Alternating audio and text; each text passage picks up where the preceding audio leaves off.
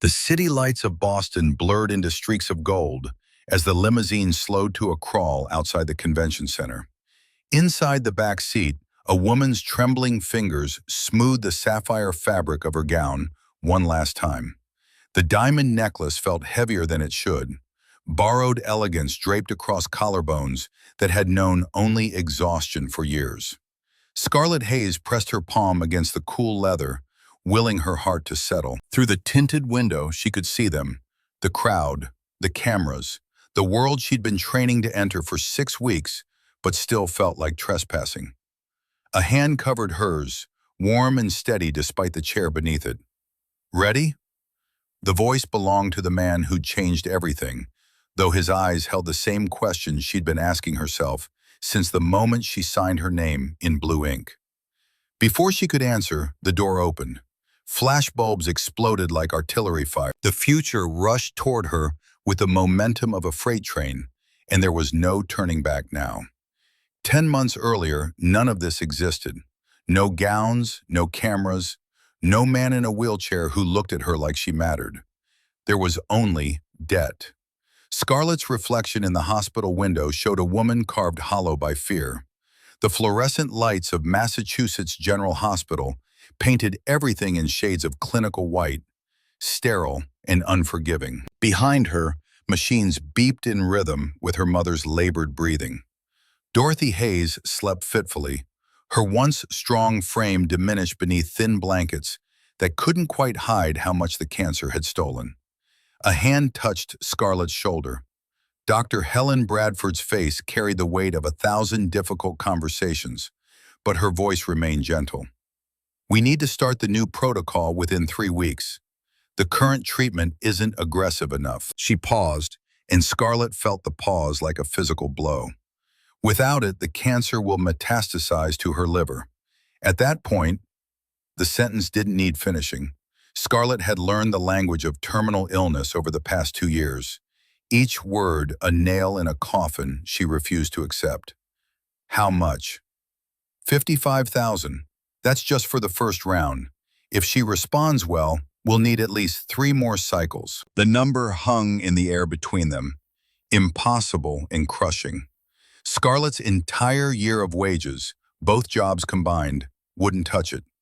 The debt already weighed $92,000, accumulated in increments of hope that insurance refused to cover. She'd stopped opening the red-stamped envelopes weeks ago. Dr. Bradford squeezed her shoulder once before leaving. The door whispered shut.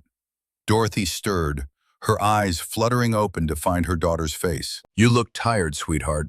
Scarlett forced brightness into her voice, the performance she'd perfected. "I'm fine, Mom. Just came from the morning shift." "You shouldn't work so hard." Dorothy's hand, paper-thin and cool, reached for hers. "I'm not worth—" "Don't." The word came sharper than intended. Scarlett softened it with a smile that felt like it might crack her face. "You're worth everything." Later, when Dorothy drifted back to sleep, aided by morphine, Scarlett sat in the hallway and counted the money in her wallet. $347. Enough to cover 3 days of medication, maybe 4 if she skipped meals. Her phone buzzed with a text from the electric company, final notice before disconnection. The math was simple and brutal. She needed a miracle, and miracles didn't exist for people like her. At 6 in the evening, Scarlett traded her coffee-stained apron for a Navy uniform that had seen better days. The ID badge clipped to her chest read, "Hayes, S. Facilities," beneath a photo taken when hope still lived in her eyes.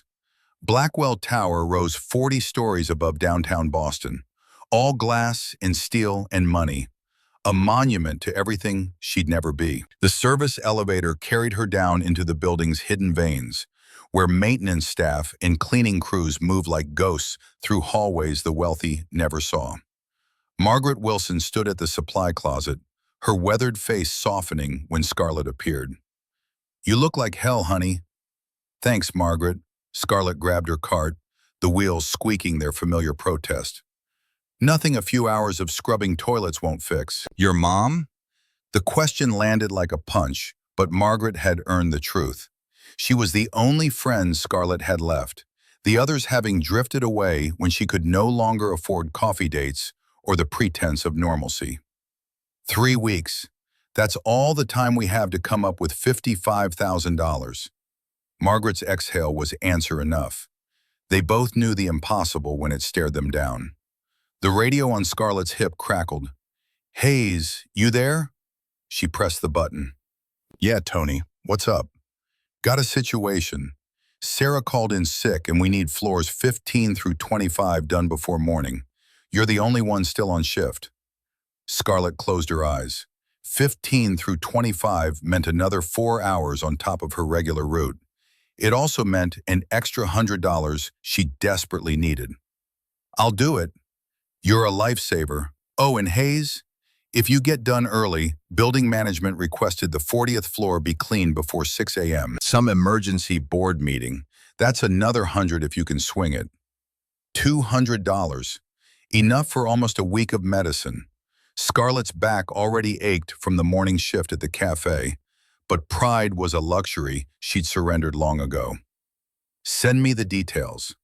By 11 p.m., her muscles screamed.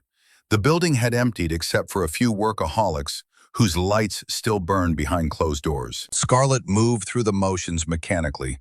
Spray, wipe, vacuum, repeat. Her mind mercifully blank until the elevator chimed for the 40th floor. The doors opened onto a different world. Where the lower floors were functional and corporate, this level breathed wealth. Original artwork lined the walls. The carpet was thick enough to silence footsteps. Through floor-to-ceiling windows, Boston sprawled below like a carpet of stars, beautiful and unreachable. A placard beside the main entrance read, "Blackwell Enterprises, Executive Offices." Scarlett had worked in this building for 3 months and never once ventured this high.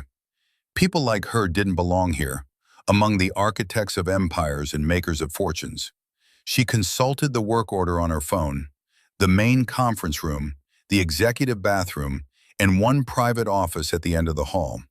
Scarlett pushed her cart forward, wheels whispering against expensive carpet. The conference room took an hour.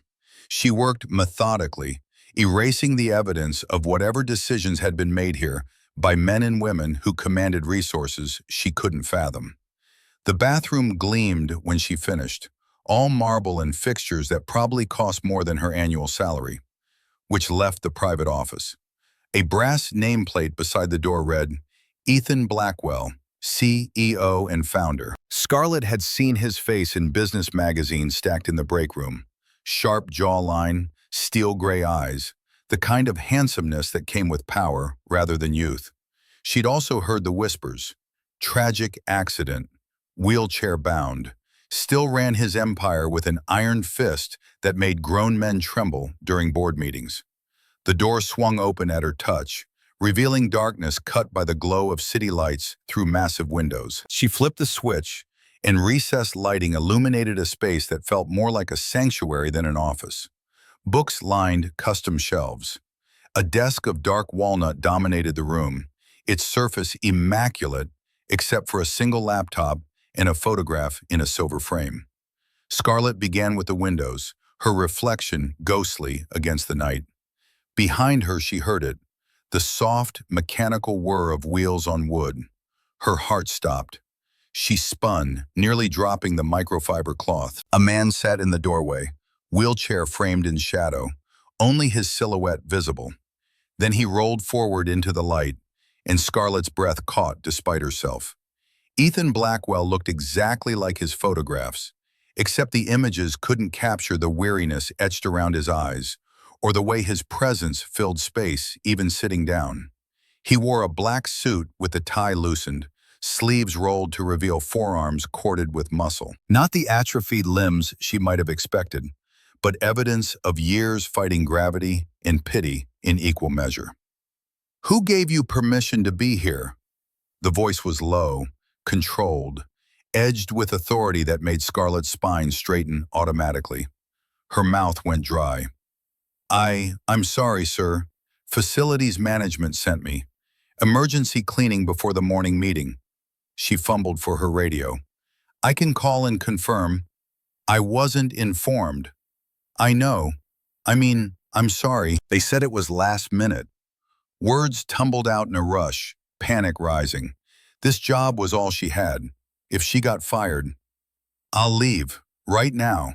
I haven't touched anything. Your name. It wasn't a request. Scarlett Hayes. He studied her for a long moment, and Scarlett felt the scrutiny like a physical thing. His eyes didn't drop to assess her the way some men did, didn't slide past her with the disinterest she'd grown accustomed to. Instead, he looked directly at her face, holding her gaze until she wanted to squirm.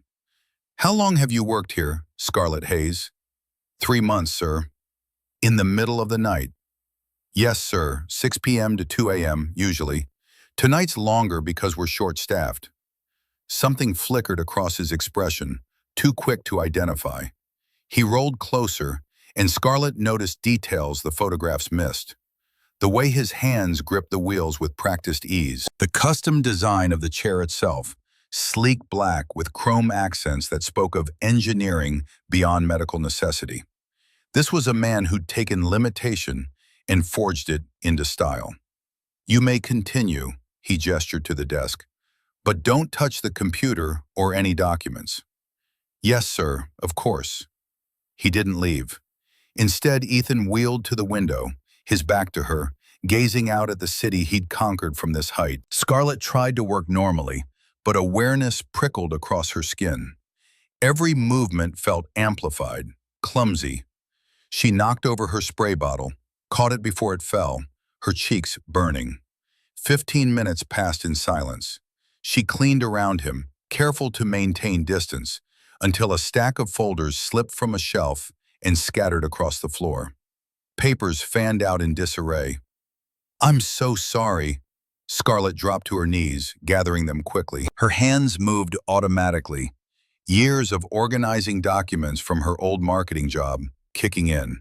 She sorted by date without thinking, creating order from chaos. When she looked up, Ethan had turned his chair. He watched her with an intensity that made her freeze. You just organized those chronologically. It wasn't a question, but Scarlett nodded anyway. Force of habit. I worked in an office before. The truth felt too heavy to carry alone suddenly, before my mother got sick. What did you do? Marketing coordinator, small tech startup in Cambridge. Nothing compared to... She gestured vaguely at the empire surrounding them. This. Why did you leave? The question probed too close to wounds still raw. Scarlett stood, clutching the folders against her chest like armor. My mom needed me. I missed too many days for hospital visits. They let me go. She handed him the papers, their fingers not quite touching. It doesn't matter now. Ethan took the folders, but didn't look at them. You have a degree? Bachelor's in marketing. GPA was 3.8, if that matters. Bitterness crept into her tone despite herself. Lot of good it's doing me now. And yet you're here, cleaning offices at midnight. Yes, sir, because midnight doesn't care if you have a degree. It pays $14 an hour, and my mother's cancer doesn't give a damn about my resume. The words hung in the air, too raw, too honest. Scarlett waited for dismissal, for the cold condescension that often followed when she reminded the wealthy that poverty existed beyond their glass towers. Instead, something shifted in Ethan's expression. The steel softened, replaced by recognition that felt uncomfortably like understanding. You may call me Ethan. Scarlett blinked. What? My name. Use it. He rolled past her to the desk, opening a drawer. How much longer on your shift? Another hour, maybe 90 minutes. He pulled out a business card, black with silver lettering. Tomorrow, 9 a.m., come to this address. Don't be late. Scarlett took the card automatically, her brain struggling to catch up. The address listed was this building, this floor. I don't understand. You're intelligent. You organize information instinctively. You work harder than anyone should have to. Ethan's gray eyes locked onto hers. I need someone like that. Tomorrow we'll discuss whether you need a job that pays more than $14 an hour. Hope flared in Scarlett's chest, dangerous and terrifying. "Are you offering me?" "I'm offering you an interview. The rest depends on what you bring to it." He paused at the door. "Scarlett Hayes, that's your name, not sir." Then he was gone, the whir of wheels fading down the hallway, leaving her alone with city lights and possibilities she couldn't dare believe. The card felt impossibly light in her hand. She turned it over, found nothing but contact information and the company logo embossed in silver. Her reflection in the window showed a woman still in a janitor's uniform, hair pulled back in a ponytail, dark circles beneath her eyes from years of survival. This didn't happen to people like her. Men like Ethan Blackwell didn't notice the help, didn't offer mysterious interviews that could change everything. It was a trick, or a mistake, or a cruel game played by someone who couldn't possibly understand what hope cost when you couldn't afford to waste it. Scarlett finished cleaning in a daze. The rest of her shift blurred into mechanical motion, her mind caught between terror and something that felt dangerously close to excitement. When she finally clocked out at 2:30 a.m., exhaustion dragged at her bones, but sleep felt impossible. At home, she sat at the kitchen table in the dark apartment she shared with her mother. The card lay before her like a tarot reading, promising futures she couldn't interpret. Through the thin walls, she heard Dorothy cough, a wet rattling sound that medicine could no longer quite suppress. 3 weeks. That's all the time they had.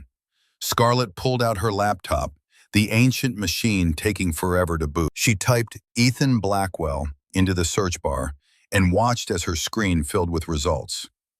Tech visionary builds empire from garage startup. Blackwell Enterprises valued at $2.3 billion. Tragedy doesn't stop self-made CEO. She clicked on the last article, dated 5 years ago. The photograph showed Ethan standing beside a sleek sports car, one arm around a woman so beautiful she looked photoshopped.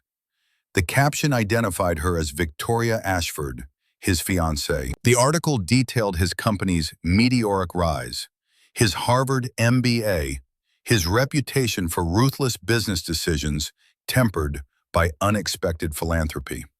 Then another article, 6 months later. Ashford leaves Blackwell following accident.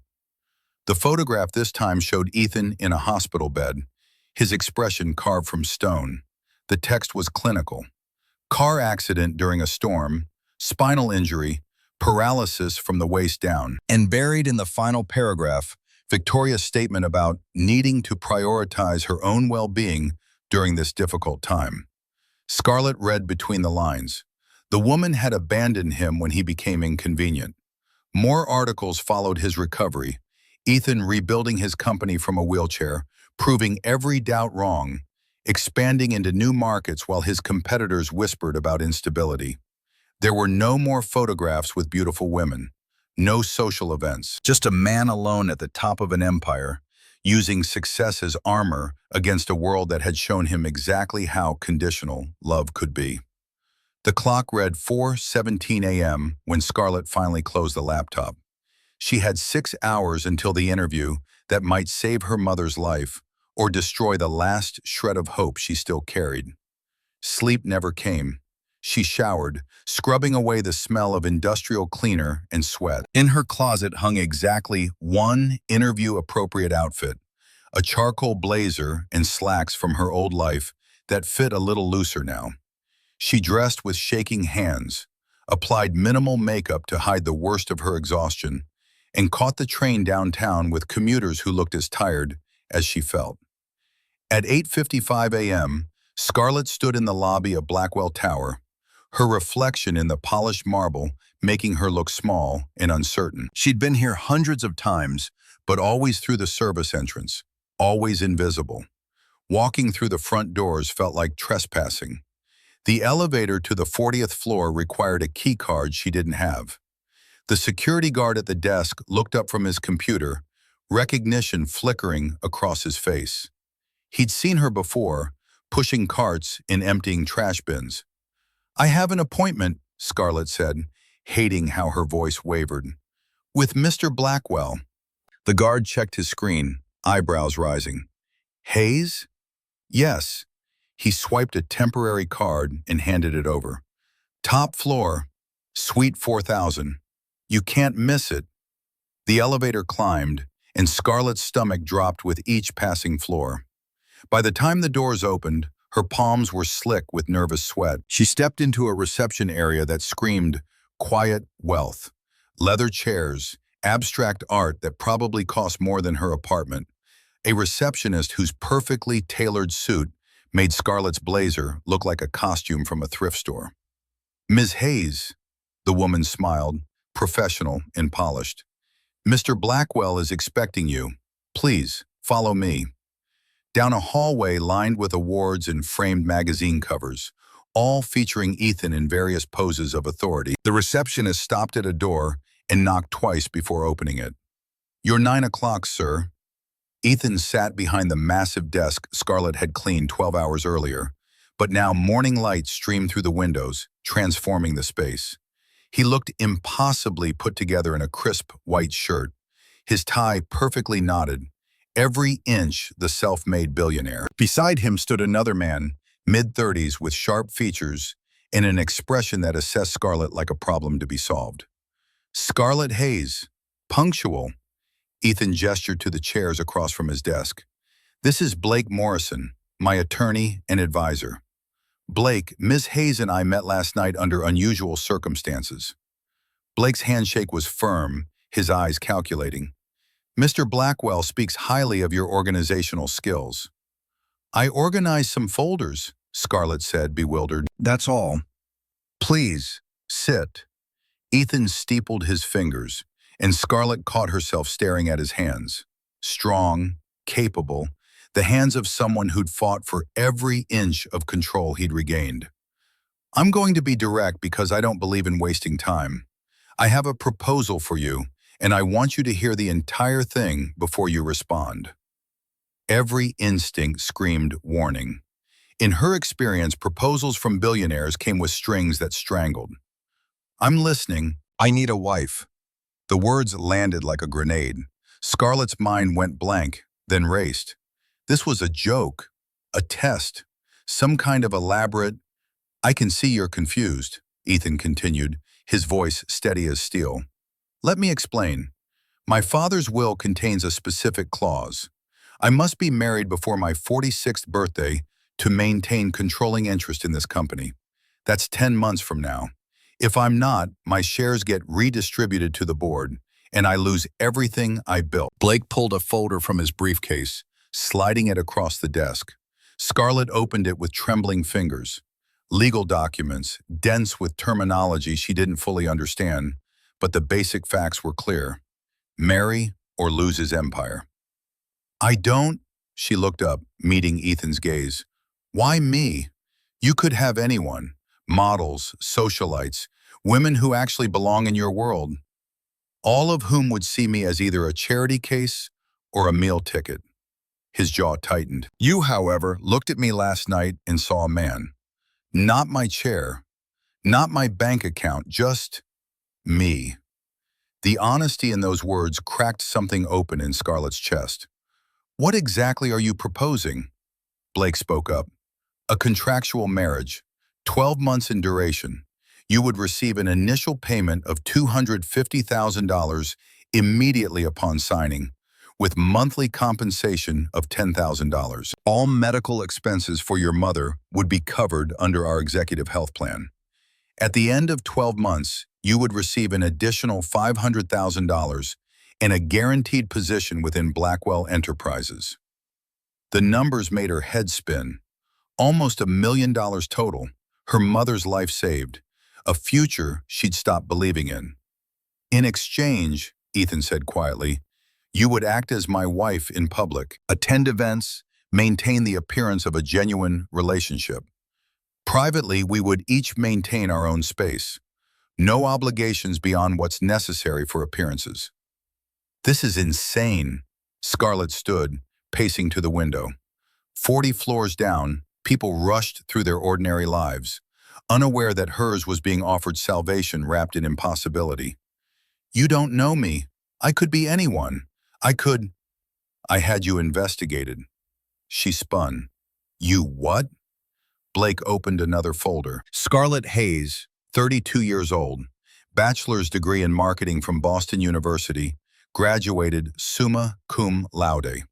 Worked as marketing coordinator at TechVibe until 2 years ago. Mother Dorothy Hayes, former elementary school teacher, diagnosed with stage 3 lung cancer 18 months ago. Current debt, $92,000, accumulating at roughly $4,000 per month. No criminal record. No relationships currently. Last boyfriend was 3 years ago, ended amicably. Scarlett felt violated and exposed. Her life reduced to bullet points in a stranger's file. You had no right. I had every right. Ethan's voice carried no apology. You think I'd make this offer to someone I hadn't vetted? I'm not a fool, Scarlett. I'm a businessman making a calculated decision. And I'm what? An employee? A prop? You're a solution to a problem we both have. He gestured to Blake, who produced yet another document. This is a contract drafted by 3 separate law firms. It protects both of us legally. You're welcome to have your own attorney review it, which I strongly encourage. In fact, I insist. Blake can recommend someone if you don't have representation. The weight of it all crashed down. Scarlett sank back into the chair, her legs suddenly unreliable. Why? The question came out small, broken. Why are you doing this? For the first time, Ethan's controlled facade cracked. Something raw flickered across his face. Loneliness, maybe, or the exhaustion of fighting alone for too long. Because I'm tired of people looking at me and seeing what I've lost instead of what I built. Because my father's final act of love was wrapped in a condition I don't know how to fulfill honestly. And because, he paused, and when he spoke again, his voice was barely above a whisper. You needed help. I need help. Sometimes the simplest solutions are the most honest ones. Scarlett looked at the contract, at the numbers that could save her mother, at the man who somehow saw value in the invisible.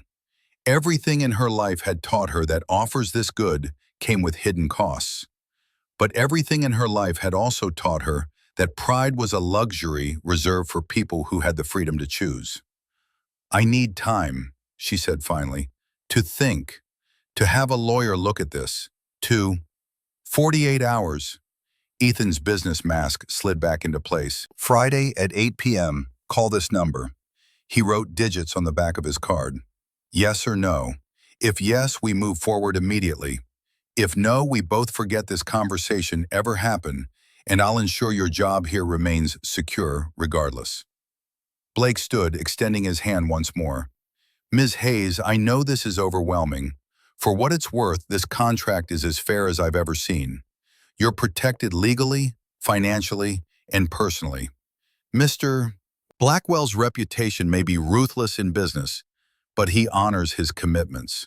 Scarlett shook his hand, her thoughts a chaotic mess. I need to breathe. Take the time, Ethan said. But Scarlett, your mother doesn't have unlimited time. Neither do I. Sometimes we have to make impossible choices simply because they're the only choices we have left. She fled. The next 2 days existed in a fog. Scarlett showed up for her shifts on autopilot, scrubbing floors and emptying trash, while her mind circled endlessly around the same impossible question. Margaret noticed but didn't pry, which Scarlett appreciated more than words could express.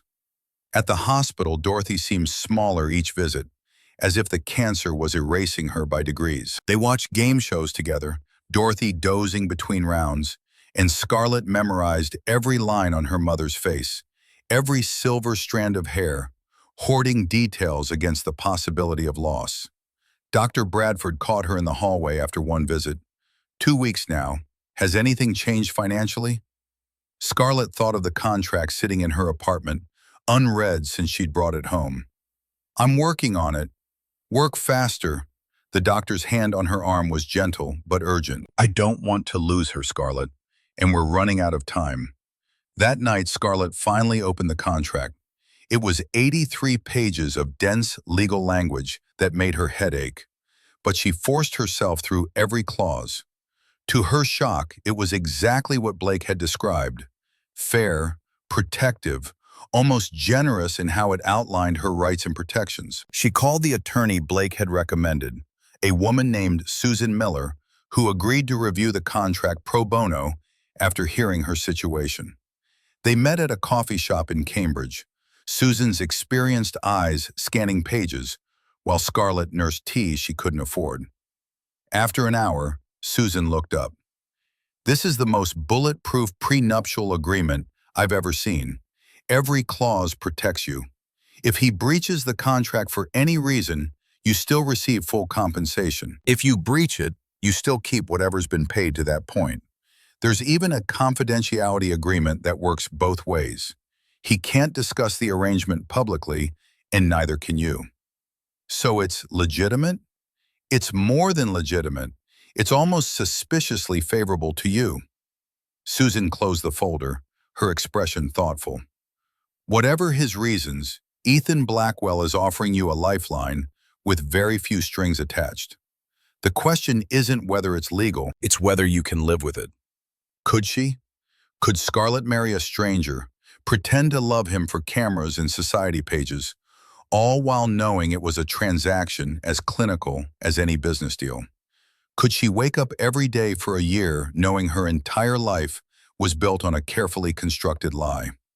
Could she watch her mother die knowing she'd had the power to prevent it and chose pride instead?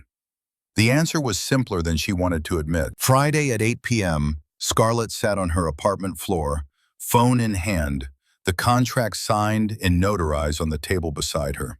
She'd made lists of pros and cons, had imaginary arguments with herself, had cried until her eyes burned. Now there was nothing left but the decision. She dialed. He answered on the first ring. Scarlett. Just her name, but the way he said it made her feel less alone. "I have 3 conditions." "I'm listening." 1. My mother never knows the truth. She has to believe this is real, that we fell in love, that her daughter found happiness. I won't let her die thinking I sold myself to save her. Agreed. 2. I want to finish my education. Your company pays for an MBA, and I actually use it. I don't want to just be your wife for 12 months. I want to build a future beyond this contract. A pause. When Ethan spoke, she heard respect in his voice. "That's admirable." Agreed. 3. After the divorce, I want a real position at Blackwell Enterprises. Something I earn based on merit, not charity. I don't care if it's entry level. I want the chance to prove myself. "You're not asking for money, you're asking for opportunity." "I'm asking for a future." Scarlett closed her eyes. "This money saves my mom, but I need to know that in 12 months, when everything falls apart, I'll have something to stand on that's mine." Silence stretched. Then Ethan's voice, warm with something that might have been admiration. "Monday morning, 9 a.m., my office. We'll sign the final contracts." "Ethan? Yes? Why are you really doing this? And don't say it's just business. Nobody makes a deal this generous for purely practical reasons." He was quiet for so long she thought he might not answer. When he finally spoke, the words carried weight that made her throat tight. "Because 5 years ago, someone I trusted left me when I needed them most. Because I know what it's like to be seen as less than whole. And because for 10 months, I'd rather build something honest with someone who sees me as human than spend another year alone at the top of a tower I built with my bare hands." Tears slid down Scarlett's cheeks. "I'll see you Monday." "Scarlett, thank you for trusting me when you have every reason not to." She hung up before her voice could break completely. The weekend passed in a blur of arrangements. Dorothy's treatment was scheduled immediately, the hospital staff suddenly deferential when Blackwell Enterprises insurance cleared the outstanding balance in a single payment. Her mother wept with relief, and Scarlett held her, whispering promises she prayed she could keep. Monday morning arrived with the weight of inevitability. Scarlett dressed in the same interview suit, her hands steady now that the decision was made. In the elevator to the 40th floor, she caught her reflection in the polished doors. A woman about to trade her name and 12 months of her life for a chance at salvation. The doors opened. Blake Morrison waited in the reception area, his expression unreadable. "Ms. Hayes, are you ready?" No, she would never be ready. But ready didn't matter when the alternative was watching her mother die. "Let's do this." The conference room was prepared like an operating theater. 3 lawyers sat at one end of the table, a notary at the other. Ethan sat at the head, and for the first time, Scarlett noticed the tension in his shoulders, the tightness around his eyes. He was nervous too. Somehow that made her feel less alone. "Before we begin," Susan Miller stood, her voice clear and professional, "I want to confirm that my client understands the terms of this agreement and enters into it of her own free will, with no coercion or undue influence." Scarlett met Ethan's gaze across the table. "I understand, and I agree." The next hour was a symphony of signatures and initials, legal language droning like a funeral march. When it was done, Blake stood and extended his hand. "Congratulations. Legally, you are now bound to fulfill the terms of this contract." He smiled slightly. "Or, as the world will know it, you're engaged." Ethan rolled forward, and for the first time he reached for her hand. His palm was warm, his grip firm but gentle. "We should discuss next steps. Training, appearances, managing the narrative." "Training?" Scarlett's laugh came out shaky. "For what?" "For convincing the world that you're in love with me." His thumb traced her knuckles, and electricity sparked along her skin. "For making them believe we're real, when everything about this is carefully constructed fiction." She looked down at their joined hands, hers work-roughened and uncertain, his strong and scarred from years of fighting gravity. "And if I can't? If I'm not good enough at pretending?" Ethan's gray eyes held hers, and something passed between them, fragile and unexpected. "Then we'll figure it out together. Because despite what this contract says, Scarlett, I don't think either of us is very good at pretending anymore." The woman who arrived at Scarlett's apartment 3 days later looked like she'd stepped out of a vintage fashion magazine. Vivian Hartley carried herself with the kind of posture that suggested finishing schools and old money. Her silver hair swept into an elegant chignon that probably cost more to maintain than Scarlett's monthly rent. "Ms. Hayes," Vivian's handshake was firm, assessing. "Mr. Blackwell has hired me to ensure you're prepared for what's coming. 6 weeks isn't much time, but I've worked miracles with less." Scarlett glanced at Ethan, who'd arrived separately and now sat near the window, his wheelchair angled to catch the afternoon light. He'd insisted on coming to her territory for this first session, and she appreciated the gesture more than she could articulate. "Prepared for what, exactly?" Vivian's smile was kind but unyielding. "For convincing Boston's elite that you belong beside one of the city's most powerful men. For navigating social situations where one wrong fork can undermine months of credibility. For making them believe you're worthy of him, not because you are or aren't, but because perception is the only currency that matters in their world." The brutal honesty was almost refreshing. "So you're going to teach me how to be rich?" "I'm going to teach you how to move through their world without apology." Vivian opened a leather portfolio. "Walk across the room for me." Scarlett stood, self-conscious under dual scrutiny. She crossed to the kitchen and back, feeling ridiculous. "You're curling your shoulders forward. Childhood habit of making yourself smaller, I'd wager. Stop apologizing for taking up space." Vivian's voice sharpened. "You're about to become Mrs. Ethan Blackwell. That name carries weight. Use it." They spent the next hour on posture, on the subtle art of entering a room like you owned it, even when every instinct screamed imposter.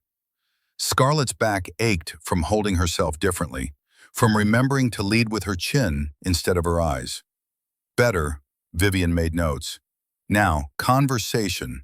The people you'll meet at the gala aren't interested in authentic connection. They want to assess whether you're a threat, an opportunity, or irrelevant. You need to master the art of saying nothing while appearing charming. Ethan spoke up for the first time. She doesn't need to be fake. With respect, Mr. Blackwell, she needs to survive the first impression. Authenticity can come later, after they've decided she's worth their time. Vivian turned back to Scarlett. Tell me about your background, but phrase it the way they'll find acceptable. Scarlett's jaw tightened. My mother was a teacher. I have a degree in marketing. I worked until circumstances required a career change. Terrible. You sound defensive. Vivian shook her head. Try this. I took time away from corporate work to care for my mother. It gave me perspective on what truly matters. See? Same facts, different framing. They respect family duty, especially if you present it as a choice rather than desperation. But it was desperation, which is precisely why you'll never say that out loud. Vivian's expression gentled slightly. I know this feels dishonest, but you're not lying about who you are. You're simply choosing which truths to emphasize. That's not deception, it's survival. Over the following weeks, Scarlett's apartment became a classroom. Vivian arrived each morning with new lessons, wine pairings she'd never afford to taste, the difference between business formal and evening formal, how to navigate a 7-course meal without betraying uncertainty about which utensil served which purpose. The secret, Vivian explained while demonstrating proper champagne-holding technique, is to watch the host. They set the pace. Match them, and you'll never be wrong. But the hardest lessons came in the evenings, when Ethan joined them for what Vivian called chemistry work. You'll need to be comfortable in each other's space, she instructed, positioning them face-to-face in Scarlett's tiny living room. Right now, you both look like teenagers at a first dance. Fix it.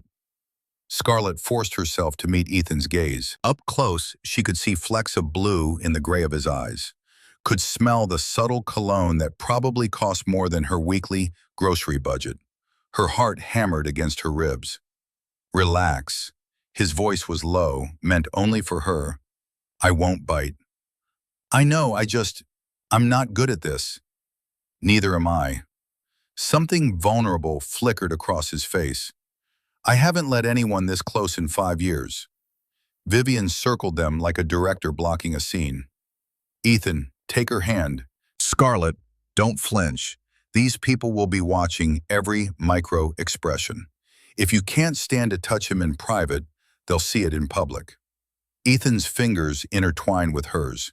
His grip was firm, warmer than expected, and Scarlett had to consciously remember to breathe. Good, Vivian murmured. Now hold that.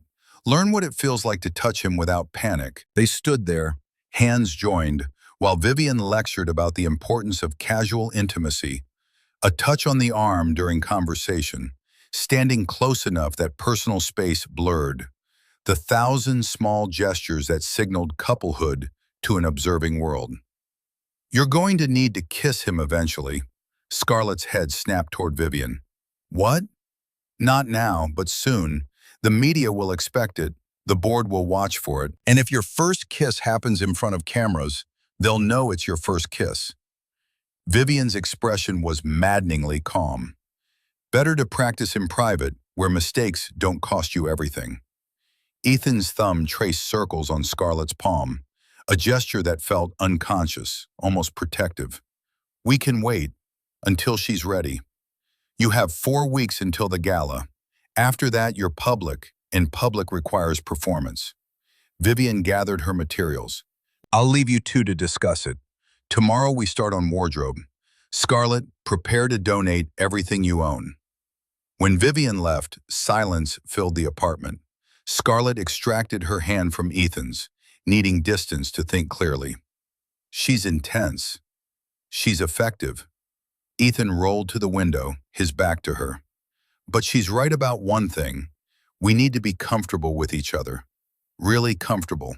Not just whatever this is. This is two strangers trying to convince the world they're in love. Is that all it is?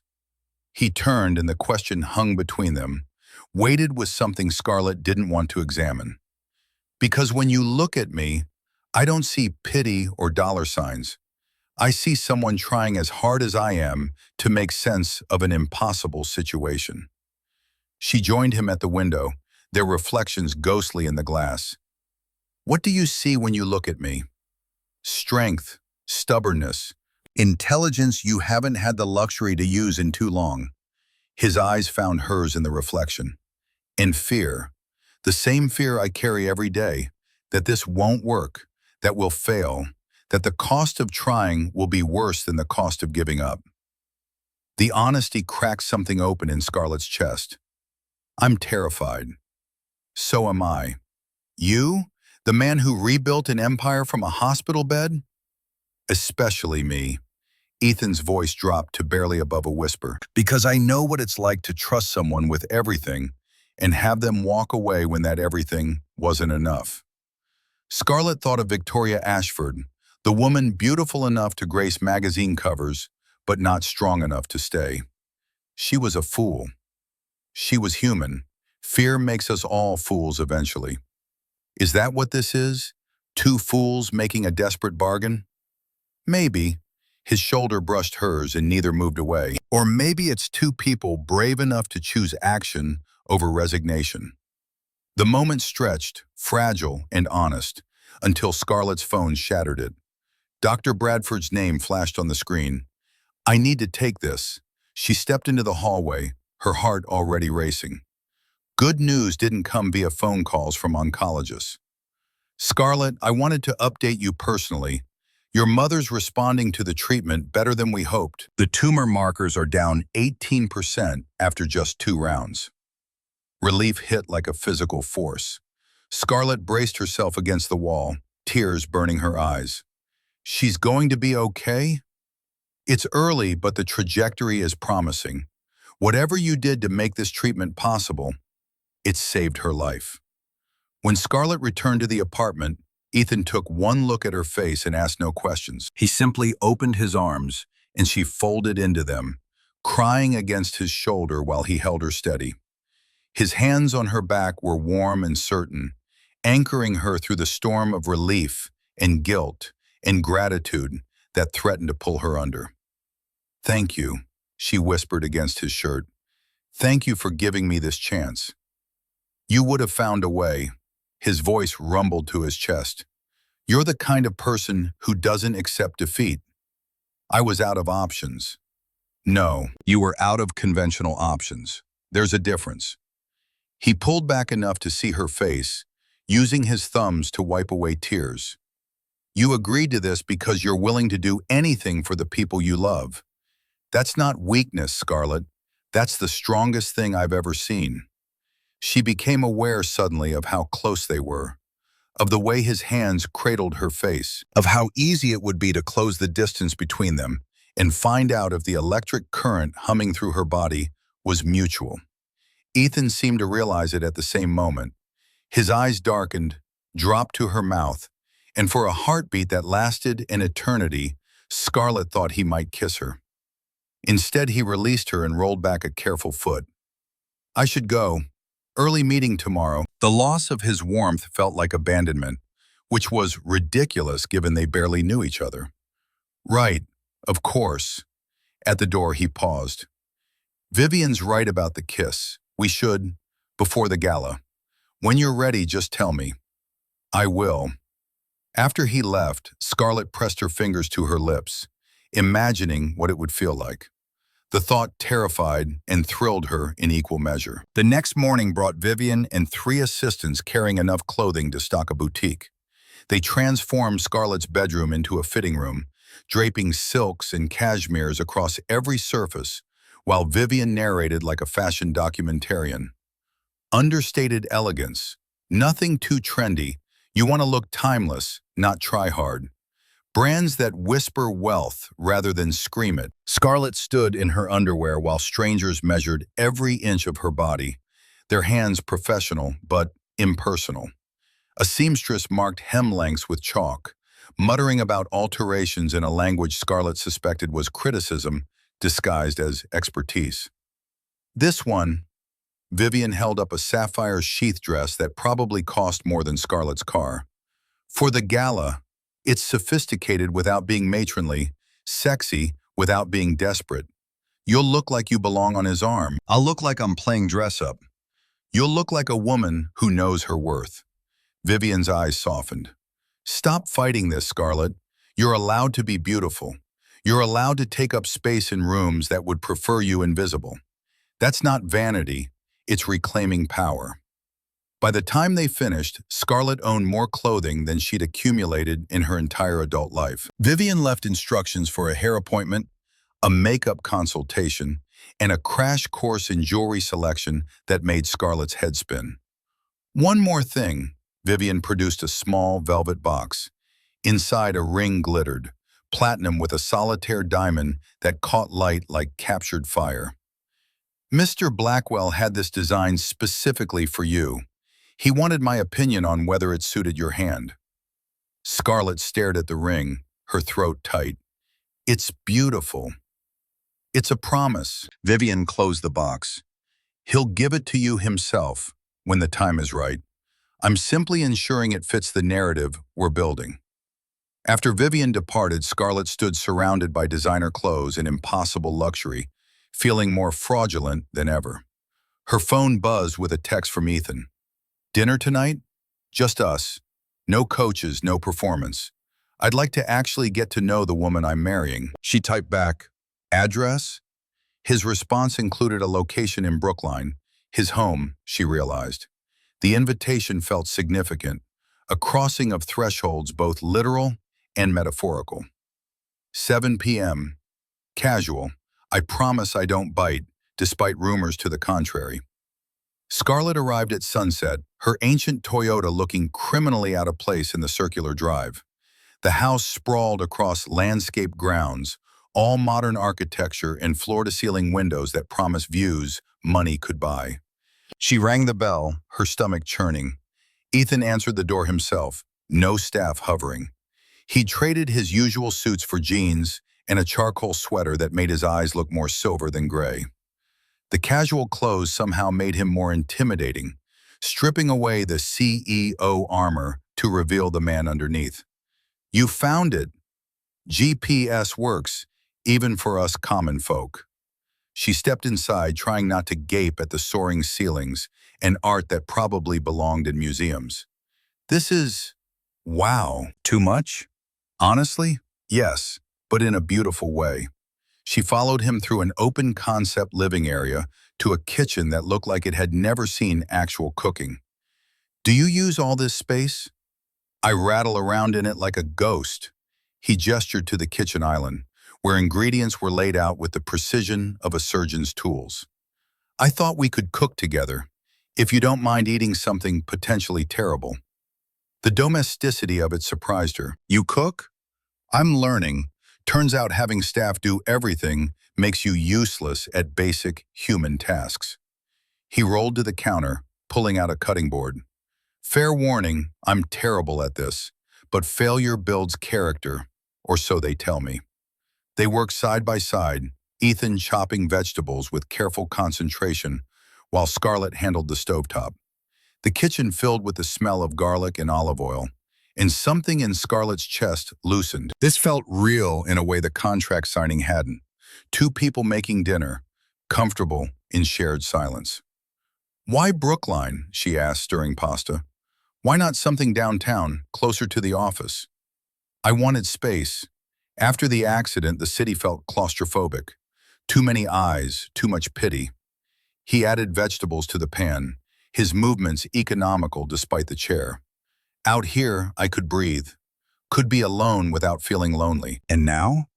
Now I'm discovering that being alone and being lonely aren't mutually exclusive. He met her eyes. I've been lonely for 5 years, Scarlett. I just didn't let myself feel it until recently. She wanted to ask what changed, but the vulnerability in his expression stopped her. Instead, she asked, what was it like before? Before the accident? He considered while plating their improvised meal. Easier in some ways, harder in others. I could walk into a room and command attention without anyone wondering if I deserved to be there. But I was also less myself, more performance, less substance. They carried plates to a dining table that could seat 12, but was set for 2, intimate despite the surrounding space. Scarlett took her first bite and was surprised to find it actually tasted good. We didn't burn the kitchen down. I consider that success. The bar is on the floor, but we'll take it. Ethan's smile transformed his face, erasing years of careful control. Tell me something nobody knows about you. The request caught her off guard. That's a dangerous game. We're getting married in a few months.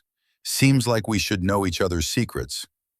Scarlett swirled wine in her glass, watching the legs run down the crystal. I wanted to be a writer. Before marketing, before my mom got sick, I wrote terrible short stories and dreamed about having them published in literary magazines nobody reads. Why terrible? Because I was 20 and thought angst was the same as depth. She laughed, the sound surprising herself. But I loved it. The way words could build worlds, could make people feel things they'd never experienced. It was magic in its way.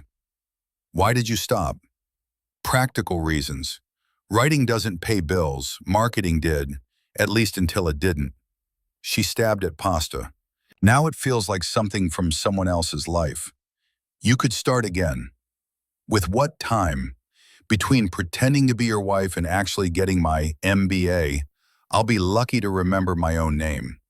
After then, when the 12 months are done. His expression was unreadable. You'll have resources. You could write whatever you want. Publish it however you choose. Turn that dream into reality. The thought was intoxicating and terrifying. What about you? What dreams did you sacrifice to build all this? Ethan was quiet for so long she thought he wouldn't answer. When he finally spoke, his voice carried old pain. I wanted a family, not just a wife for appearances, but someone who chose me because of who I am, not what I have. Kids who'd inherit my stubbornness and hopefully their mother's kindness. A life that meant something beyond quarterly earnings. That's not dead. You could still... Could I? He gestured to his chair. What woman wants to build a family with someone who can't, who isn't? He stopped, jaw tight. Victoria made it clear. This isn't what anyone signs up for. Victoria was wrong. The words came fierce, surprising them both. She was weak and shallow and couldn't see past surfaces to the man underneath. But she doesn't speak for everyone. Every woman I've met since treats me like a charity case or a business opportunity. Until you looked past the wheelchair and saw someone worth arguing with. You are worth arguing with. Scarlett leaned forward. A brilliant, stubborn, occasionally infuriating person who happens to use a wheelchair. That's not your defining feature. It's just a fact.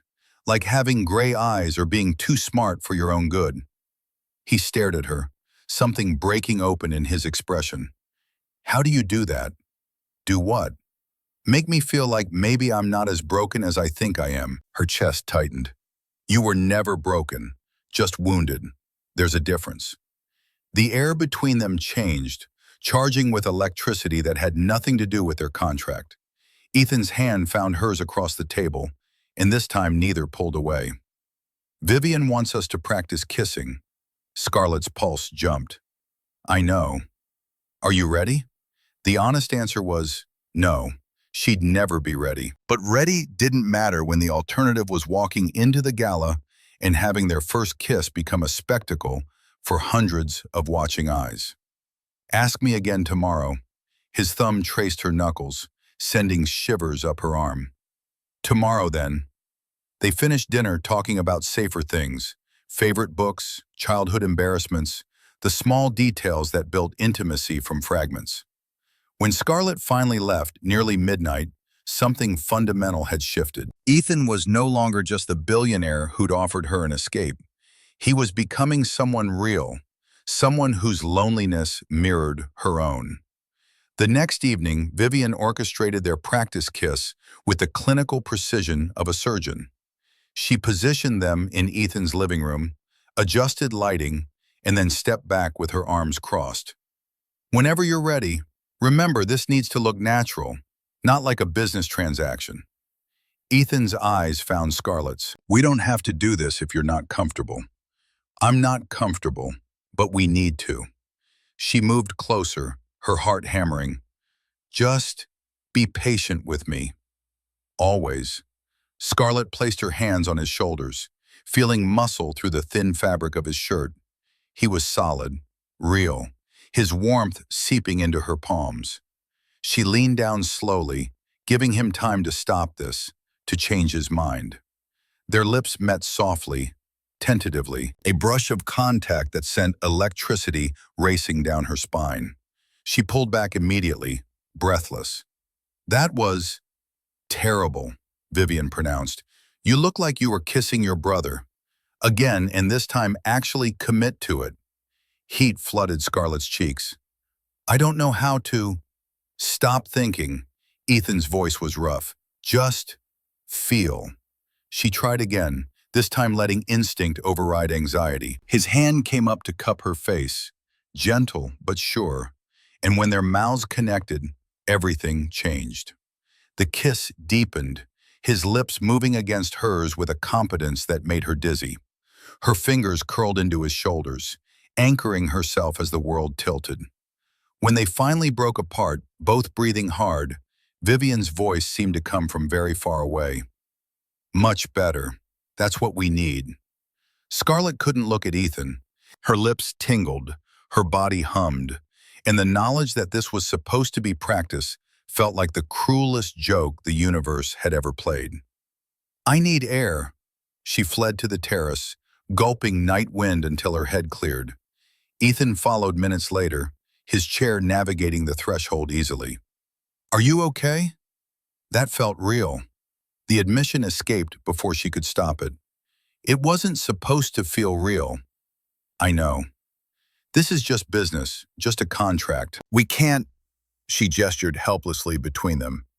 Whatever that was, it complicates everything. Does it? He moved closer, blocking her escape. Or does it make the lie easier to sell? You felt it too. It wasn't a question, but he answered anyway. Yes, and it terrifies me. They stood in silence, the city lights of Boston spreading below like promises neither could afford to believe. Finally, Scarlett forced herself to meet his gaze. We stick to the plan, the contract, 20 months, then we walk away clean. If that's what you want, it has to be what we both want. Otherwise, this destroys us. Ethan nodded, but something in his eyes suggested he was already wondering if destruction might be worth the risk. The weeks blurred into preparation. By week 5, Scarlett's belongings filled a second-floor bedroom in Ethan's Brookline estate, separate floors maintaining the propriety Vivian insisted upon, though Scarlett found herself gravitating to the ground level more often than not. The house was too large for 2 people, designed for a family that didn't exist yet. But in the mornings, when she found Ethan already in the kitchen making coffee, with the concentration of someone still learning, it felt less empty. You're up early. Habit, she smiled, taking the cup he offered. Perfect. They'd fallen into routines without discussing them. Breakfast together, comfortable silences that felt more intimate than conversation. Dorothy's health continued improving, the treatment working better than anyone dared hope. Scarlett visited when she could, spinning stories about her wonderful new relationship, watching her mother's face light up with joy that felt like knives in Scarlett's chest. He makes you happy? Dorothy asked during one visit, her color better, her eyes clearer than they'd been in months. He does. The lie tasted like ash, made worse by the kernel of truth buried within it. Then I can let go of my worry. Dorothy squeezed her hand. I always feared you'd sacrifice too much for me, but seeing you like this, you deserve good things, sweetheart. Scarlett held her mother and wondered if good things ever came without prices too steep to pay. 3 days before the gala, Ethan's phone rang with Blake's name at 6 a.m. Scarlett heard his voice from downstairs, sharp with tension she'd learned to recognize as trouble. When she found him in the kitchen, his jaw was tight. "What's wrong?" Security flagged unusual activity. Someone's been accessing old building surveillance from months ago. They're looking at footage from when you worked there. Scarlett's stomach dropped. "Who?" "I can't trace it definitively, but the login credentials were authorized at executive level." His eyes met hers. "Garrett has that access." "You think he's building a case against us?" "I think he's looking for ammunition. The question is what he'll find and when he'll use it." Ethan's hand found hers. "We need to be ready. The gala isn't just a debut anymore. It's a test." "Then we pass it." Scarlett squeezed his fingers. "Together." But as she dressed for the gala later that day, she couldn't shake the feeling of invisible eyes watching, recording, waiting for them to slip. The night of the gala arrived with the inevitability of Judgment Day. Stylists descended on the Brookline house, transforming Scarlett's bedroom into a salon. They worked on her for hours, hair swept into an elegant updo, makeup applied with artistic precision. The sapphire dress fitted so perfectly it might have been painted on. When she finally looked in the mirror, a stranger stared back. Beautiful, polished, every inch the society wife Vivian had promised to create. Scarlett touched her reflection, searching for traces of the woman who'd scrubbed floors and counted pennies. "You look stunning." Ethan's voice from the doorway made her jump. He dressed in a midnight blue tuxedo that matched her gown, his hair styled back, his chair gleaming like sculpture. "I look like someone else." "You look like yourself, just elevated." He rolled closer, his eyes traveling over her with an intensity that made her skin warm. "The world is going to see what I saw that first night, someone extraordinary who deserves to be celebrated." "This feels like armor." "It is armor. Wear it proudly." He extended his hand.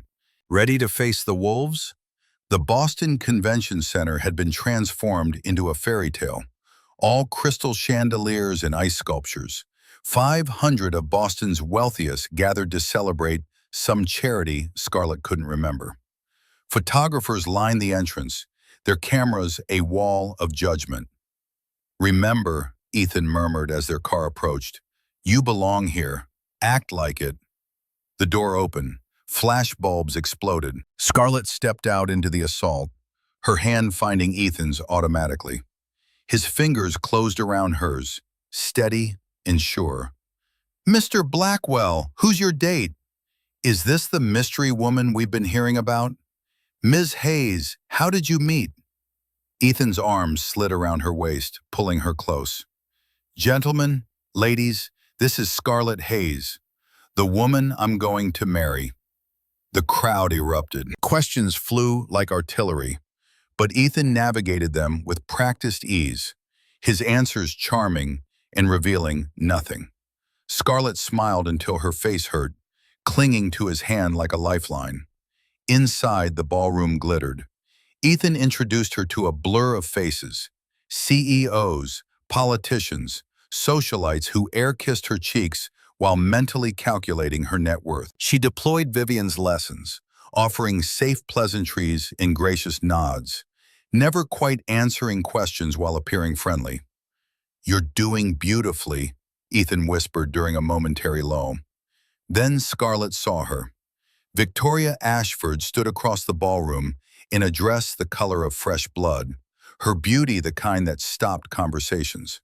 She was speaking to a cluster of admirers, but her eyes were fixed on Ethan with naked longing. "She's here." Scarlett's voice came tight. "I didn't know she'd be invited." Ethan's jaw clenched. "Ignore her." But Victoria had already started toward them, cutting through the crowd with the confidence of someone used to getting what she wanted. She stopped before them, her smile sharp as broken glass. "Ethan, you look well." "Victoria," his voice carried frost. "Scarlett, this is Victoria Ashford." "Victoria, my fiancée, Scarlett Hayes." Victoria's gaze raked over Scarlett, assessing and dismissing in one glance. Charmed. I wasn't aware Ethan was seeing anyone. It's all been very sudden. When you know, you know. Scarlett channeled every ounce of confidence Vivian had drilled into her. I'm sure you understand. Oh, I understand perfectly. Victoria's smile never wavered. Ethan has always been impulsive, though I must say this is quite the departure from his usual type. The insult landed like a slap, but Ethan's hand tightened on Scarlett's waist. My usual type left when things got difficult. Scarlett stayed. That's the only type that matters now.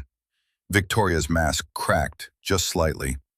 I hope you know what you're getting into, dear. Ethan's life is complicated. Not everyone is equipped to handle it. Good thing I'm not everyone. Scarlett met her gaze without flinching. Now, if you'll excuse us, I believe they're starting the program. She steered Ethan away, but not before catching something unexpected in Victoria's expression. Not triumph or malice, but something raw that looked unsettlingly like regret. Later, when Scarlett glanced back, she saw Victoria standing alone near the bar, watching them with an expression that had nothing to do with jealousy and everything to do with loss. A woman recognizing exactly what she'd thrown away. Blake appeared at Victoria's elbow, his voice low but firm enough to carry. Garrett's been asking questions about you, digging into your finances. I thought you should know he's not the ally you think he is. Victoria's face went pale. She looked from Blake to Ethan and Scarlett, then disappeared into the crowd without a word. As they moved toward the dance floor, Scarlett caught movement in her peripheral vision. A man stood near the entrance, watching them with an intensity that made her skin prickle. That's Garrett, Ethan's voice was flat. My brother. Scarlett studied him, same sharp features as Ethan, but where Ethan's face carried the weight of earned authority, Garrett's held only hungry ambition. He raised a champagne flute in mocking salute, his smile cold. He's watching us. Let him watch. Ethan's hand tightened on hers. Let him see exactly what he's never going to have. But as Ethan pulled her into their dance, Scarlett saw Garrett pull out his phone, camera angled directly at them. Recording, collecting evidence. The invisible net was tightening. The music swelled, couples drifting around them. Ethan's arms came around her waist as she stood close, swaying with the music. His breath was warm against her temple, his heart beating steady beneath her palm. And for this moment, nothing else existed. This is perfect, she whispered. This is real. His voice was rough with emotion. Whatever else this is, right now, this moment, it's real. She pulled back enough to see his face, and the longing there stole her breath. His hand cupped her cheek, thumb tracing her bottom lip, and she knew he was going to kiss her before he moved. This time when their lips met, there was no audience except hundreds of watching eyes. No practice, no performance, just desperate need and the terrifying realization that somewhere between signing contracts and learning to dance, they'd stop pretending. The kiss was claiming and surrender, terror and triumph, the sealing of something that had transcended its original terms. When they broke apart, both breathless, the assembled crowd erupted in applause. But Scarlett barely heard. She was drowning in Ethan's eyes, in the weight of feelings that had grown too large for the container they'd built.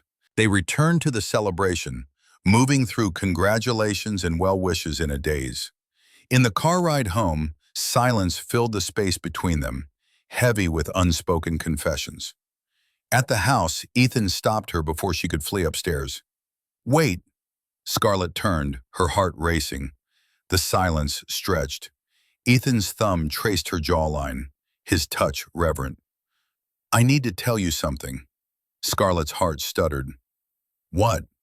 The contract. It's been sitting in my desk drawer for weeks, and every time I look at it, I feel like it's the only thing standing between us and something real. His voice dropped. I want to burn it, tear it up, make this about us, not terms and obligations. Ethan. Not yet, I know, but soon. His forehead rested against hers. Because whatever this started as, it's not that anymore. At least not for me. Before Scarlett could respond, his phone shattered the moment. Blake's name flashed urgent. I need to take this. He rolled to his office, leaving Scarlett standing in the foyer, her mind reeling. When he returned minutes later, his expression was grave. That was Blake. Garrett's called an emergency board meeting for next week. He's planning to challenge our relationship publicly. Scarlett's stomach dropped. Can he do that? He can try, and if he succeeds, Ethan's jaw tightened. Everything falls apart. She crossed to him, taking his hands. Then we don't let him succeed. We fight. Together. Together, he echoed. But the word carried the weight of a vow that went far beyond their contract. The aftermath of the gala stretched into weeks of careful performance. Photographers caught them leaving restaurants. Tabloids speculated about wedding dates, and society pages printed photos of Scarlett smiling at Ethan's side like she'd been born to the role. Each image was a lie built on a foundation that felt increasingly unstable. Blake Morrison appeared at the Brookline house 2 weeks after the gala, his expression grave enough that Scarlett's stomach dropped before he'd even opened his briefcase. We have a problem. He spread documents across the dining table. Garrett's been busy. Ethan's jaw tightened. What kind of busy? The kind that involves hiring private investigators and building a case against your marriage. Blake pointed to surveillance photos. Scarlett entering the house through the service entrance months ago. Her janitor's uniform clearly visible. He's arguing to the board that this relationship is fabricated, that you're manipulating the terms of your father's will. Scarlett's hands went cold. Can he do that? He can raise questions, and questions erode confidence. Blake pulled out another file. He's scheduled an emergency board meeting for next week. Plans to present evidence that your relationship began as a business transaction. It did begin as a business transaction. Scarlett looked at Ethan, panic rising. We have a signed contract stating exactly that, which is why that contract can never see daylight. Blake's voice carried the weight of too many courtroom battles. If Garrett gets his hands on it, or even proves its existence, everything falls apart. The marriage becomes fraud, Ethan loses the company, and you, he trailed off delicately. I lose everything too, Scarlett finished. The money, my mother's treatment, the MBA program, all of it contingent on fulfilling the contract terms. Ethan's hands curled into fists. Garrett's been planning this since the beginning. He knew about the will's marriage clause. He's been waiting for me to fail, or succeed in a way he could undermine. Blake closed the files. The board meeting is unavoidable. You'll need to present a united front. Convince them this marriage is genuine, not strategic. How do we prove love? Scarlett's laugh came bitter, especially when half of it's manufactured. Blake's expression gentled slightly. Is it? Because the photos from the gala tell a different story. So does the way you're looking at each other right now. Scarlett realized she'd moved closer to Ethan unconsciously, her hand resting on his shoulder. She pulled away, but the damage was done. Blake had seen what she'd been trying to ignore. After Blake left, silence filled the house. Ethan rolled to the windows, staring out at grounds too perfect to be real. We could end this now, before it gets worse. The suggestion felt like a punch. What? Let Garrett win. Dissolve the contract, walk away. I'll make sure your mother's treatment continues regardless, that you get the education fund. You won't lose anything. Except you'll lose everything. Scarlett crossed to him. Your company, your father's legacy, everything you've built. Better than dragging you down with me. He still wouldn't look at her. This was supposed to be simple. A business arrangement with clear terms and cleaner exits. It's become complicated. Because we stopped pretending? Finally, he met her gaze. Because I can't tell anymore where the performance ends and reality begins. And that's dangerous for both of us. Scarlett's heart hammered. What are you saying? I'm saying that kiss at the gala wasn't for cameras. I'm saying I wake up thinking about you, go to sleep wishing you were closer than 2 floors away. I'm saying this fake marriage is destroying me because every moment of it feels devastatingly real. The confession hung between them, raw and terrifying. Scarlett's throat tightened. "We have a contract, rules, an expiration date." "I know." His voice was rough. "But my heart didn't sign that contract, and it's not following the terms." She should have pulled away, reinforced boundaries, reminded him this was temporary. Instead, she cupped his face in her hands and kissed him like drowning, like he was oxygen and she'd been underwater too long. Ethan responded instantly, his arms pulling her down onto his lap, deepening the kiss until thought became impossible. His hands mapped her spine, her waist, learning her through touch in ways observation never could. She tangled her fingers in his hair, gasping against his mouth when he trailed kisses down her throat. "We can't." The protest was weak, unconvincing even to herself. "We shouldn't." His lips found the curve where her neck met her shoulder. "But I'm tired of can't and shouldn't. I want what's real, even if it's temporary."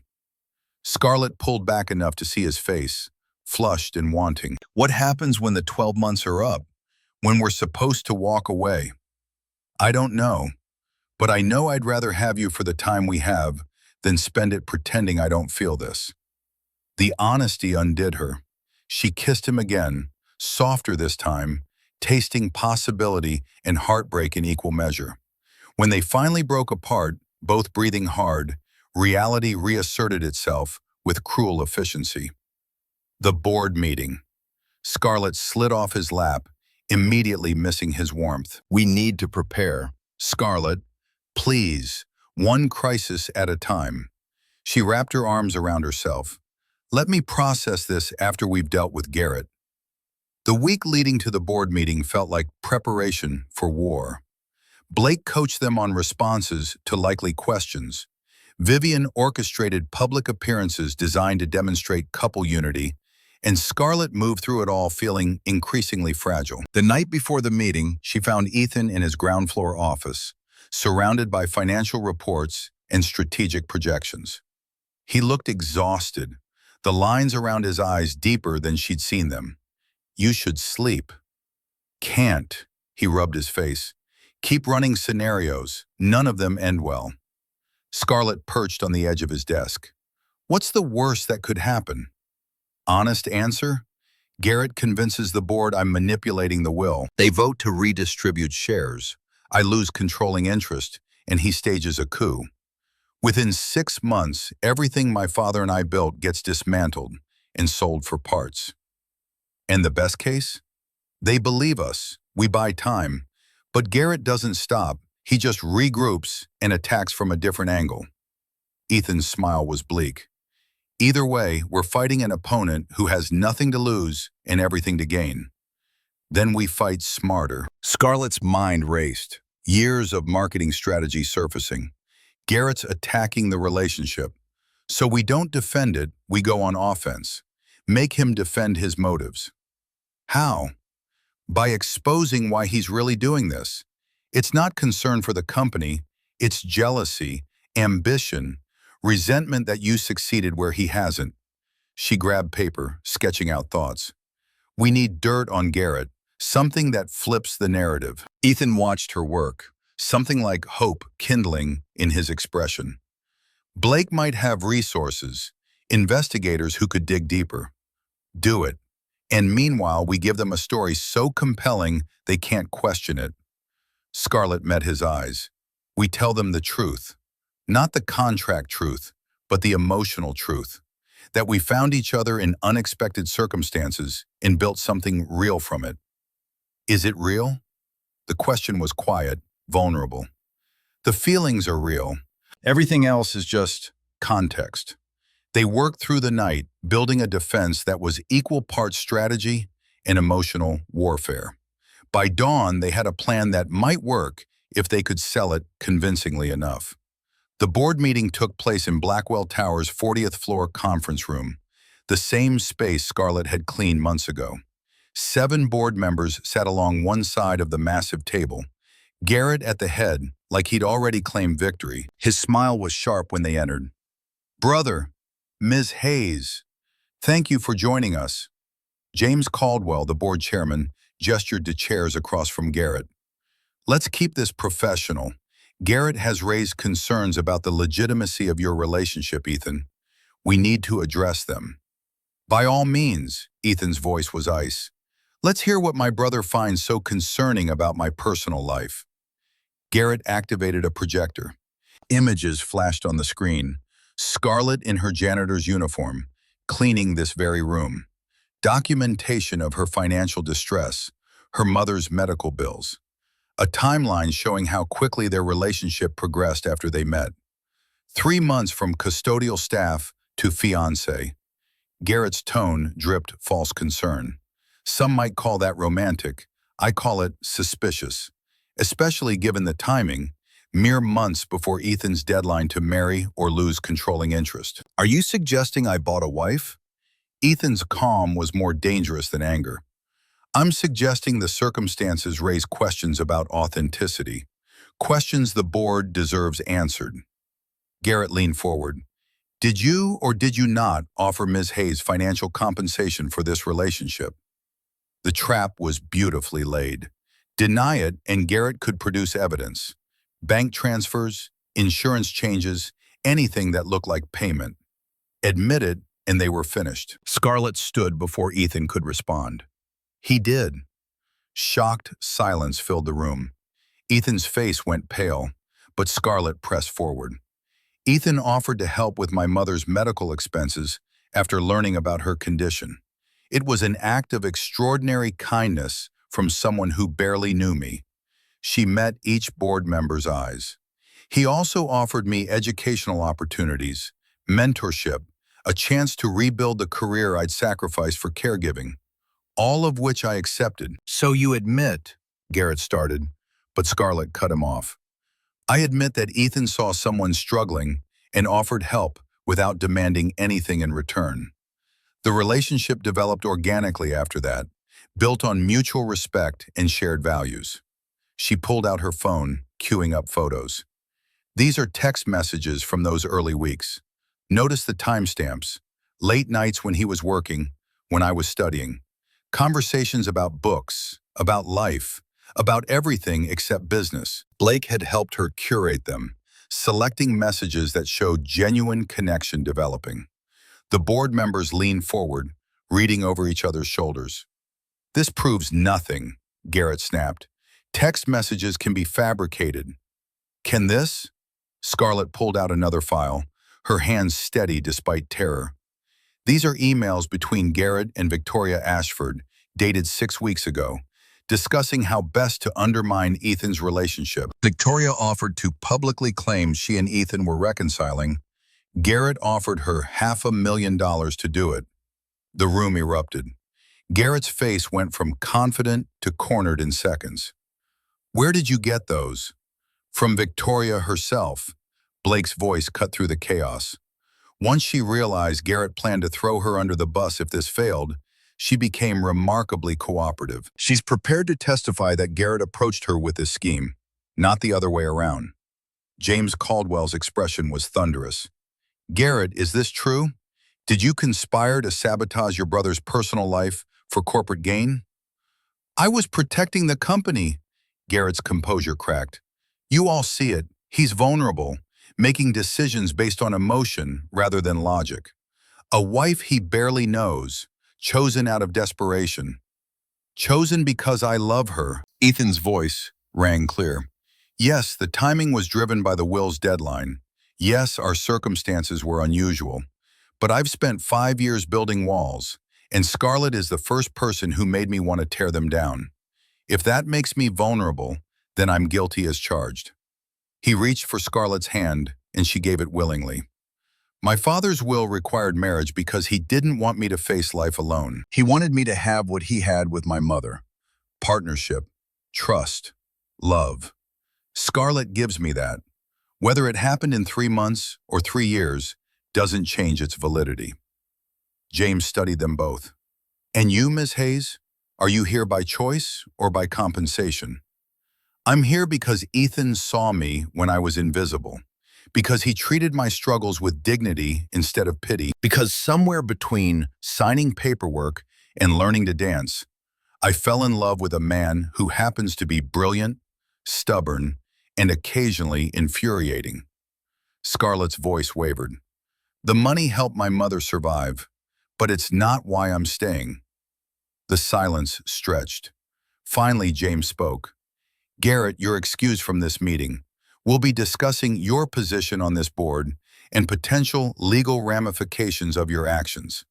Garrett stood, his face mottled with rage. You're making a mistake. When this falls apart, and it will, remember, I warned you. After he left, James addressed Ethan directly. The board needs assurance this marriage is legitimate, not just for the will's sake, but for company stability. Then I suggest we formalize it immediately. Ethan's jaw set. Scarlett and I will marry within the month. Public ceremony, fully legal, no ambiguity. Scarlett's heart stopped. They'd planned to wait, to maintain the fiction of engagement until absolutely necessary. But Ethan was calling their bluff, turning contract into concrete. That's acceptable, James stood. We'll table this discussion until after the ceremony. Congratulations on your upcoming nuptials. The board filed out, leaving Scarlett and Ethan alone in the suddenly cavernous room. She turned to him, adrenaline crashing into confusion. A month? We weren't supposed to actually marry for another. I know what the contract said. I also know Garrett won't stop until he destroys this.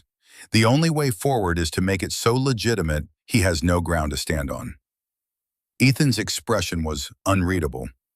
Unless you want out, this is your chance. Walk away and I'll still honor every promise I made. She should have taken it. The exit, the escape from complications spiraling beyond control. Instead, she heard herself ask, "Do you want me to walk away?"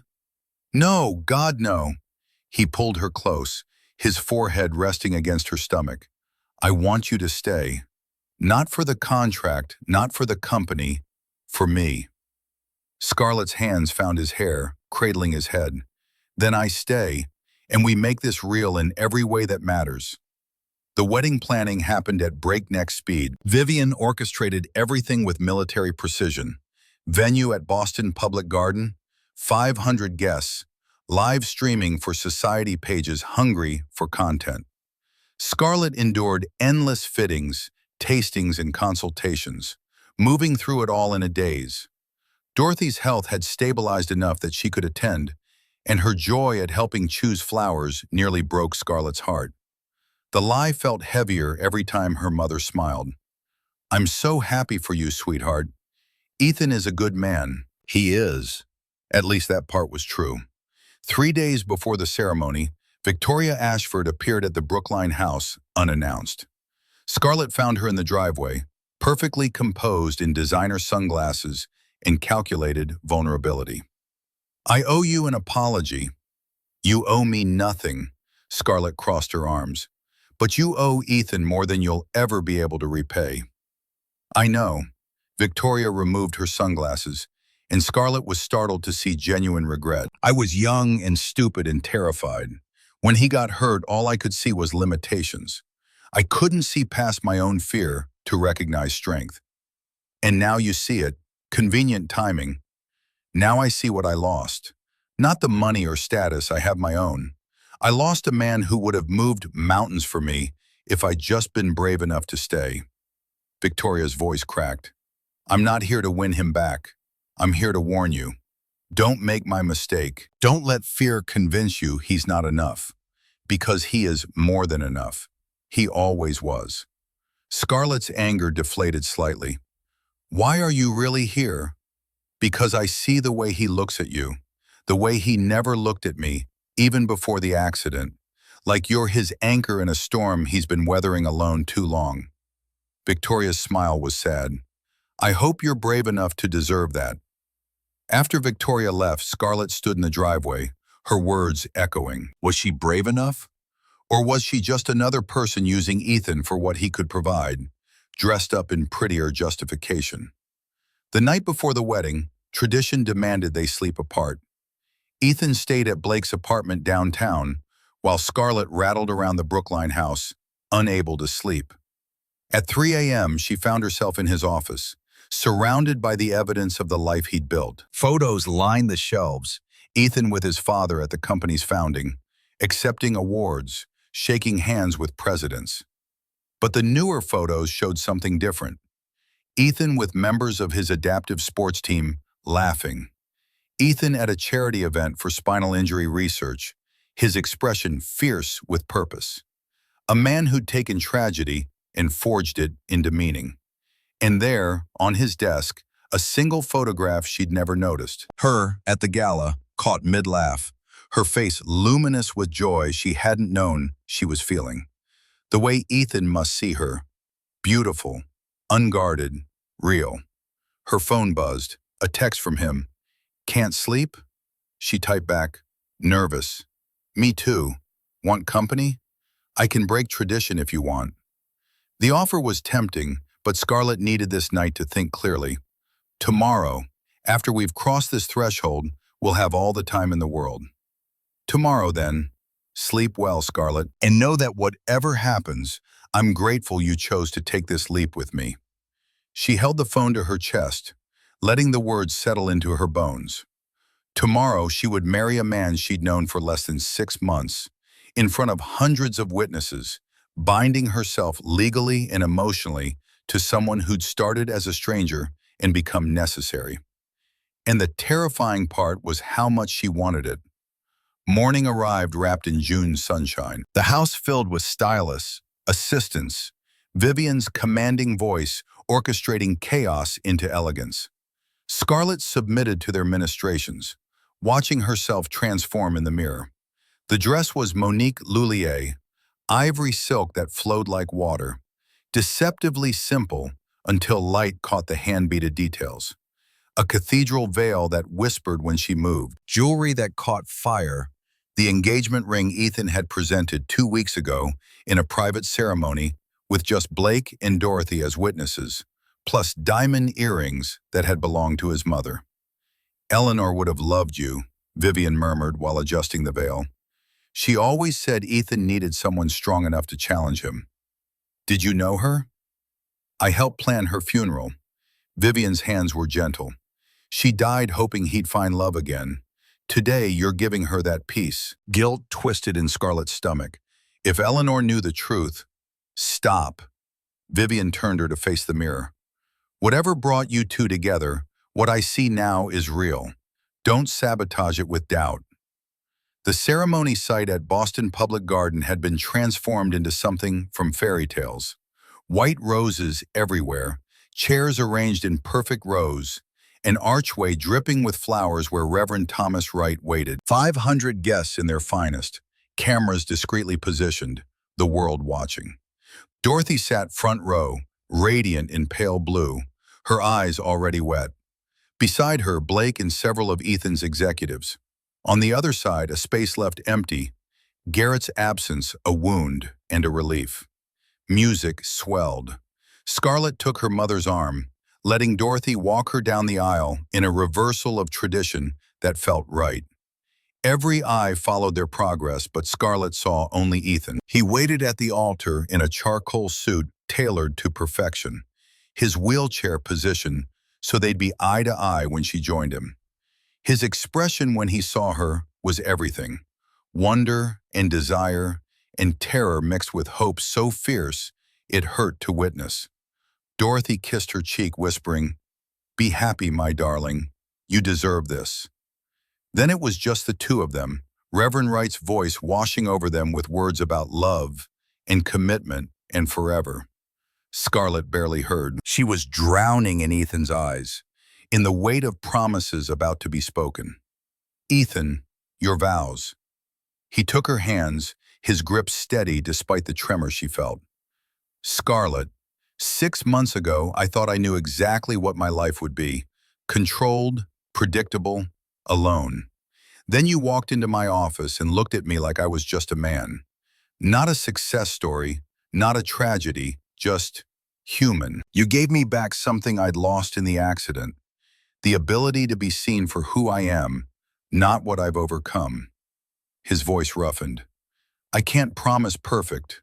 I can't promise easy, but I promise to choose you every day, to stand beside you, a rueful smile, or sit, as the case may be, to build something real from the ashes of what we thought we needed into what we've discovered we can't live without.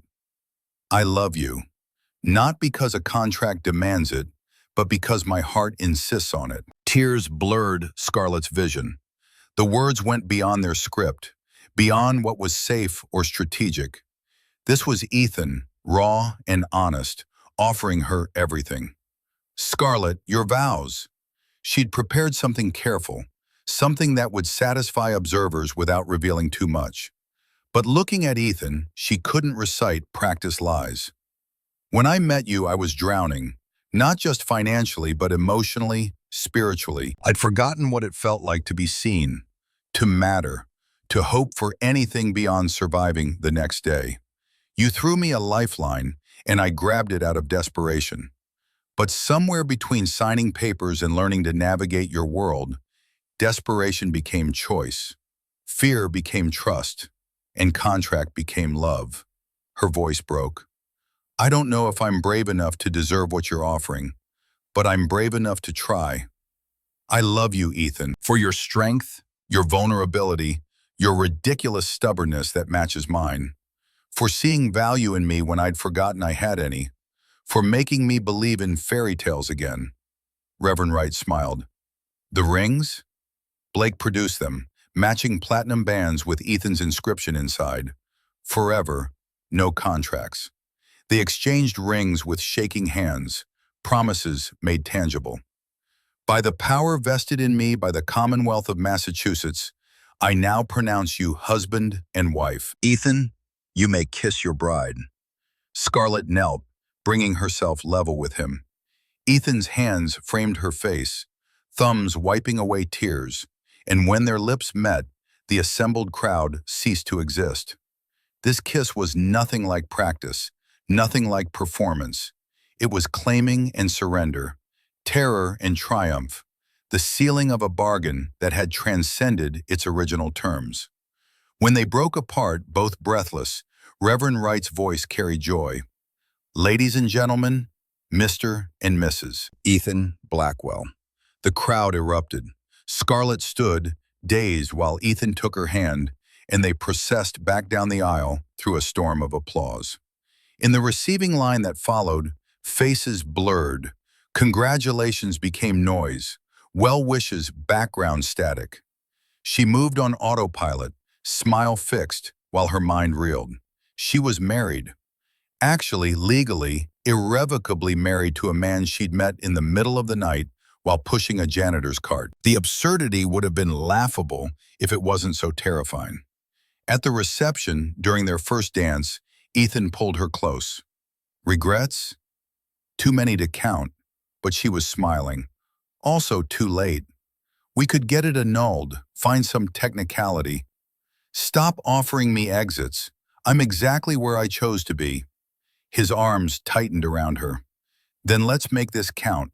However long we have, whatever comes next, let's make every moment matter. They swayed to music Scarlett wouldn't remember later, lost in each other while hundreds watched and photographed and speculated. When the song ended, Ethan's lips found her ear. I have something to tell you. Something I should have said before, but I was afraid it would scare you away.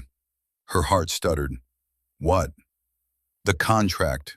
I burned it 3 weeks ago. Scarlett pulled back to see his face. What? Every copy, every backup. Blake witnessed it. There's no more contract, Scarlett. No expiration date, no financial terms, no obligations.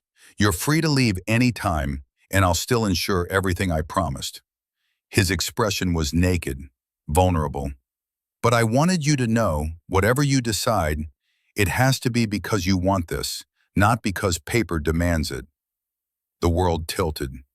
You destroyed our agreement? I destroyed the paperwork. The promises I made? Those stand. Your mother's care, your education, everything. But you're not bound to me by contract anymore, only by choice if you choose to stay. Scarlett's mind spun. Without the contract, she had nothing forcing her to remain. No legal obligation, no financial penalty for leaving. Just Ethan's word and her own conflicted heart. When were you planning to tell me this? Tonight, after we were legally married and I couldn't back out, so you'd know the choice was entirely yours. He searched her face desperately. Are you angry? She didn't know what she was. Terrified? Relieved? Furious that he'd made such a monumental decision without consulting her? I need air. She fled the reception, Vivian's carefully planned timeline crumbling. Outside, the garden was cool and dark, Boston's lights a distant glow. Scarlett collapsed onto a bench, her dress pooling around her in ivory waves. Ethan found her minutes later, his chair navigating the path easily. I'm sorry, I should have told you sooner. You should have asked me first. Her voice shook. That contract was my security. Proof that this wasn't just me being used and discarded. And you burned it without even consulting me? Because I didn't want you to stay out of obligation. He moved closer. I needed to know if you stayed, it was because you loved me, not because a piece of paper demanded it. So you tested me, removed my safety net and watched to see if I'd fall. No, I removed the thing standing between us in something real. His voice was urgent now. Every day we were together, I felt that contract like a wall. A countdown clock reminding us this was temporary, that we were playing roles. I couldn't stand it anymore, Scarlett. I needed this to be real or nothing at all. She looked at him, this man who'd offered her salvation and then removed every guarantee, leaving only trust. It should have felt like betrayal. Instead, it felt like liberation. If I walk away now, you get nothing. The board will question the marriage. Garrett wins. Everything you built falls apart. Then it falls. I'd rather lose the company than trap you in a life you don't want. The honesty broke her. Scarlett slid off the bench, kneeling before him so their faces were level. You impossible, infuriating, self-sacrificing idiot. I know. I should be furious with you. You are furious with me. I am. She cupped his face. I'm also hopelessly, terrifyingly in love with you. Contract or no contract, I'm not going anywhere. The hope that bloomed in his expression was almost painful to witness. You're sure? I'm terrified, but yes, I'm sure. She kissed him softly. We'll figure out the rest as we go. Together. No contracts, no timelines. Just us, making it up as we go along. That's the least romantic wedding vow I've ever heard. Good thing we already did the romantic ones in front of 500 witnesses. She stood, offering her hand. Now come on, we have a reception to finish and a life to start building. Ethan took her hand, his grip fierce with relief and promise. They returned to the celebration together, husband and wife not by contract, but by choice, stepping into an uncertain future with nothing but trust and love to guide them. Somewhere in the crowd, Blake raised his glass in silent toast. Vivian dabbed her eyes with a handkerchief. Dorothy beamed, her daughter's happiness written in every line of her healing body. And in the shadows, unnoticed by the celebrating crowd, a photographer captured one final image. Ethan and Scarlett silhouetted against Boston's lights. Two people who'd started as strangers, united by desperation, and become partners bound by something far more powerful than any contract could define.